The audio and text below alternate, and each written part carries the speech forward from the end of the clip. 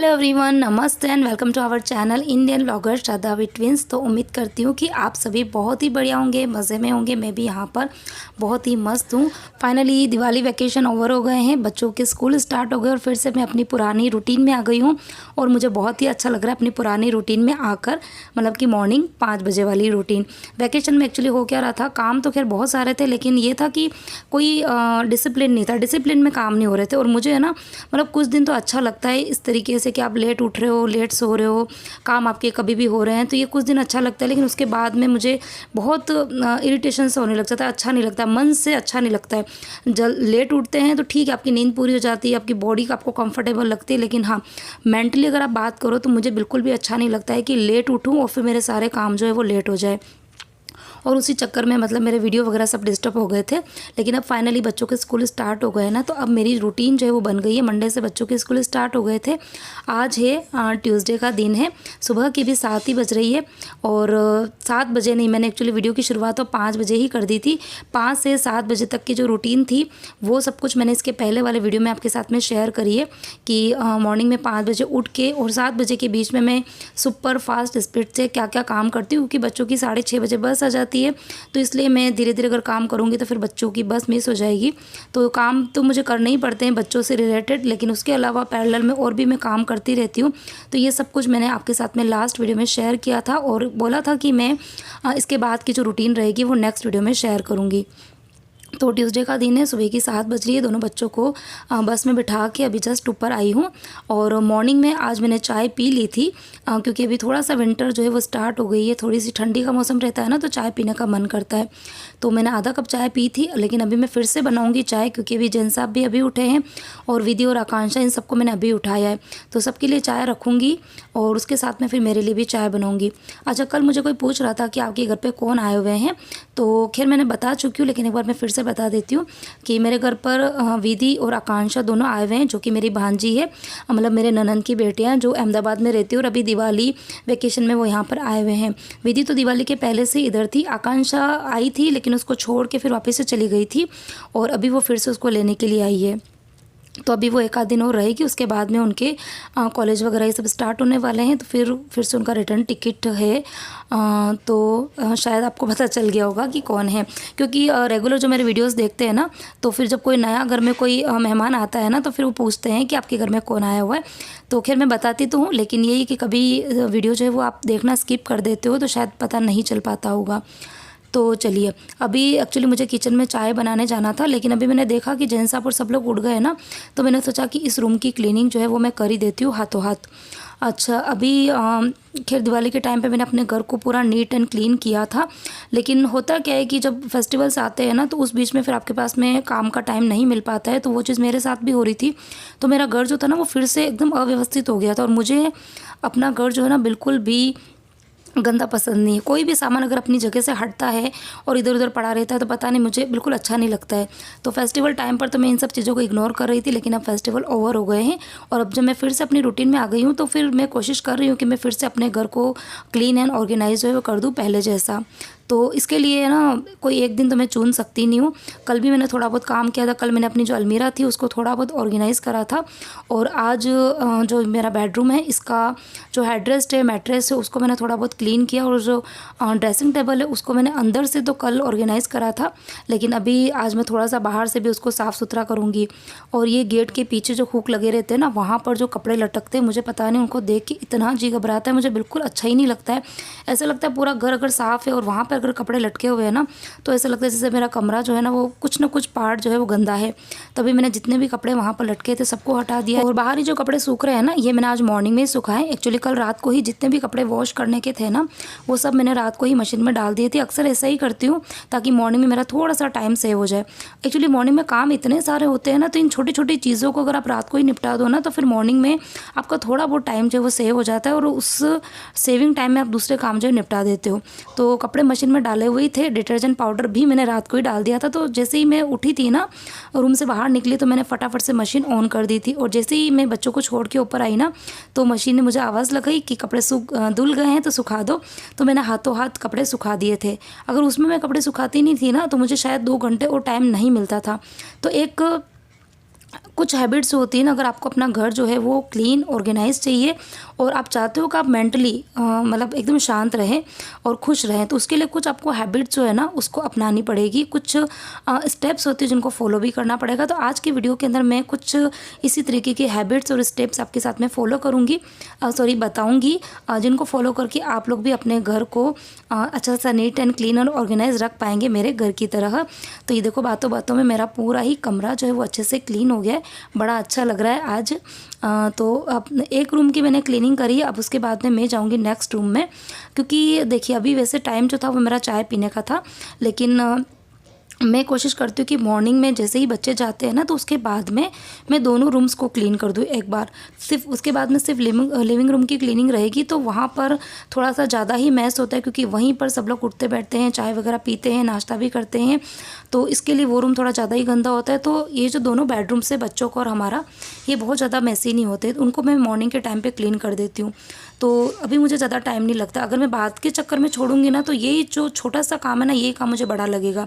तो एक तो मेन चीज़ ये है कि आप बात के लिए काम को मत छोड़िए, हाथों हाथ काम को कर लीजिए। जैसे उठते हैं तो उठते में ही अपने जो ब्लैंकेट है या जो भी चादर वगैरह उसको फोल्ड कर दीजिए, तकियों को अपने जगह पे लगा दीजिए, ठीक है। और ये बच्चों वाला जो रूम है, तो बच्चे जब शाम को पढ़ते हैं, रात को पढ़ते हैं ना, तो उनको एक चीज़ मैंने शुरू से बताई हुई है कि रात को सोने से पहले अपना बेड हमेशा क्लीन करके सो, और अपनी जितनी भी बुक्स वगैरह है उनको अपनी अपनी जगह पे लगा दो।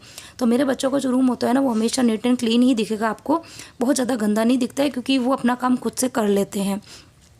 और उसके बाद में मेरा काम बचता है कि हल्की फुल्की अगर बेडशीट, वैसे तो फिटेड बेडशीट है, बहुत ज़्यादा मतलब वो गंदी नहीं होती है, लेकिन अगर हल्की फुल्की सी वो बीच में से अगर रिंकल्स वगैरह आ गए ना तो उनको मैं सही कर देती हूँ।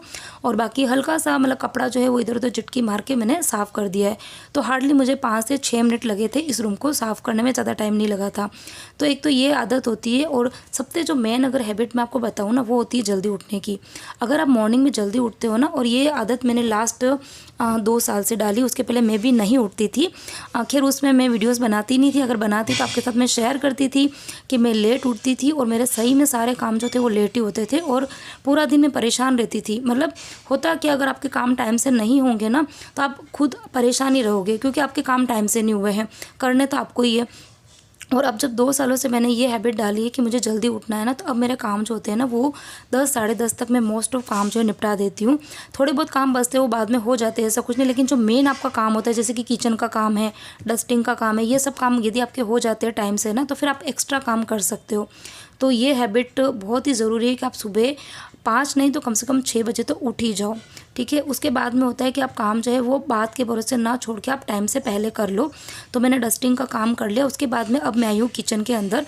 अब मैंने रखी है चाय, ये जो चाय है वो है सुकून वाली चाय, ठीक है, क्योंकि इस चाय को जब मैं पीऊँगी तो मैं आराम से बैठूँगी 15 से 20 मिनट, मेरे पास में टाइम है अभी, क्योंकि मैंने जो जल्दबाजी वाले काम थे वो निपटा दिए। दोनों रूम की क्लीनिंग कर दी है, कपड़े धुल गए, कपड़े सूख गए हैं। तीसरी चीज़ ये आती है, तीसरा अगर मैं आपको हैबिट बोलूँ या स्टेप बोलूँ, मॉर्निंग में आपको लंच में क्या बनाना है, बच्चों के टिफ़िन में क्या बनाना है, इसकी प्रिपरेशन आपको रात को ही कर लेनी चाहिए, ठीक है। बच्चों के टिफ़िन में मैंने मॉर्निंग में बनाए थे पुलाव, जो कि मैंने रात को ही सोच लिया था, तो वो बन गए थे फटाफट से। उसके बाद में लंच के अंदर आज बनेगी तोरी की सब्ज़ी। तो तोरी को छीलने में और उसको कटिंग चॉपिंग में काफ़ी टाइम लगता है, आप सबको भी पता है, मुझे बहुत टाइम लगता है। तो मैंने रात को ही सब्ज़ी को छील के और चॉप करके रख दिया था, तो अभी मुझे ज़्यादा टाइम नहीं लगा। इधर चाय रखी और इधर सब्ज़ी जो है उसको मैंने तड़का लगा दिया है। अच्छा, तोरी की सब्ज़ी जो है वो तो बनाती ही हूँ, साथ में मैं उसके छिलके की सब्ज़ी भी बनाती हूँ। तो शायद मैंने एक बार पहले शेयर किया था, तो मुझे कोई पूछ रहा था कि आप लोग फिर से बताना कि तोरी की छिलके की सब्ज़ी कैसे बनती है, हमने फ़र्स्ट टाइम सुना है। लेकिन आप बात नहीं मानोगे, बच्चे तोरी की सब्ज़ी खाना पसंद नहीं करते, लेकिन तोरी की सब्ज़ी बच्चे बहुत शौक से खाते हैं। आप एक बार ज़रूर ट्राई करना।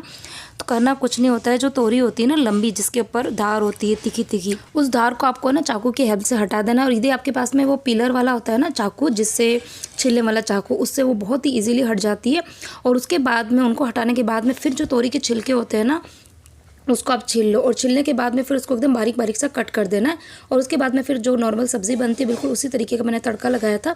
तेल डाला, तेल में राई, जीरा, हींग, हरी मिर्ची डाल दी, और उसके बाद में जो छिलके थे वो डाल दिए। और डालने के बाद में फिर मैंने थोड़ी सी जो ऐसी प्लेट ढकी थी जिसको ढकने के बाद में मैं उसके ऊपर पानी रख सकूँ, क्योंकि जो छिलके जब पकते हैं ना तो वो बहुत जल्दी चिपकने लग जाते हैं। तो थोड़ा सा पानी रखने से क्या होता है कि वो चिपकेंगे नहीं और फटाफट से पक भी जाएगी। और इधर ये देखिए, तो मतलब तोरी जो होती है ना बहुत ही जल्दी बन जाती है। तो बहुत ज़्यादा मैं गला के नहीं बनाती हूँ और बहुत ही सिंपल तरीके से ही बनाती हूँ। तो उसके अंदर मैंने नमक तो पहले ही डाल दिया था, अभी हल्दी और लाल मिर्ची का पाउडर डाल दिया और थोड़ा सा पानी डाल दिया। और इधर ये देखो छिलके जो थे थोड़े से पक गए थे, लेकिन थोड़ा उनको पकने में टाइम लगता है। तो जो गर्म पानी था ना वो मैंने छिलके के अंदर डाल दिया। अब इसके अंदर मैं लाल मिर्ची मैंने डाल दी और हल्दी भी डाल दी है। बस उसके बाद मैं 2 से 3 मिनट पकाऊंगी और जब पक जाएगी तो फिर उसके ऊपर थोड़ा सा 1 चम्मच जितना बेसन डाल देंगे। और बेसन डालने के बाद में फिर 2-3 मिनट और पकाएंगे। तो ये जो सब्ज़ी बनती है ना तोरी के छिलके की, वो लिटरली बहुत ज़्यादा टेस्टी लगती है। आपने यदि ट्राई नहीं करी हो तो एक बार ट्राई ज़रूर करना। तो बस बाहर का मैंने क्लीनिंग का काम जो है वो निपटाया था और उसके बाद में चाय पी ली थी। और बस चाय पी जब तक सब्जियां भी बन गई थी। तो ये देखो पैरेलल में अगर हम काम करते हैं ना तो काम आपके हो जाते हैं। अभी देखो मॉर्निंग की अभी 8 बजे का कुछ टाइम हो रहा है और 8 बजे तक मेरा ऑलमोस्ट आप समझ लीजिए 50% काम जो मेरा हो गया है। अब यहाँ पर मैं आटा छान रही हूँ, आटा लगाने का काम विधि करेगी।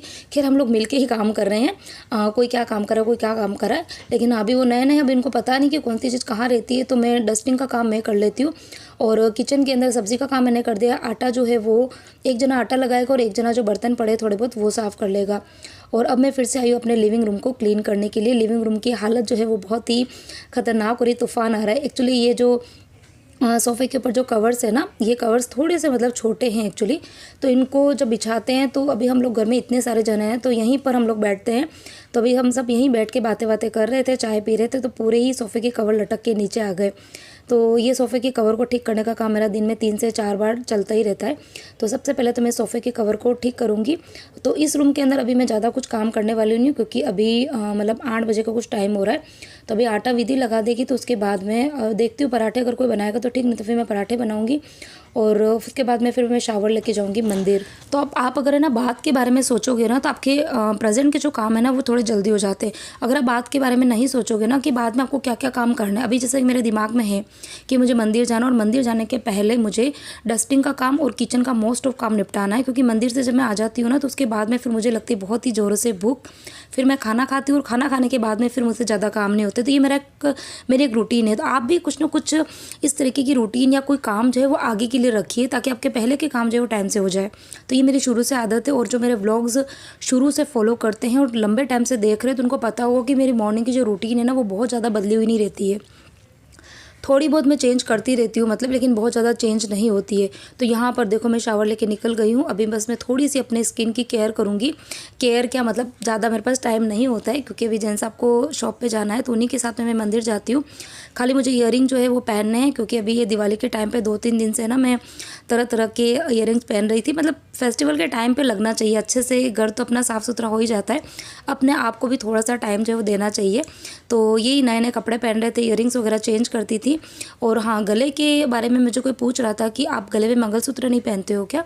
तो मंगलसूत्र नहीं, मेरे गले के अंदर एक्चुअली चेन थी बहुत टाइम से गोल्ड की, लेकिन अभी वो है ना कहीं से थोड़ी सी ब्रेक हो गई है, इसलिए मैंने निकाल के रख दिए।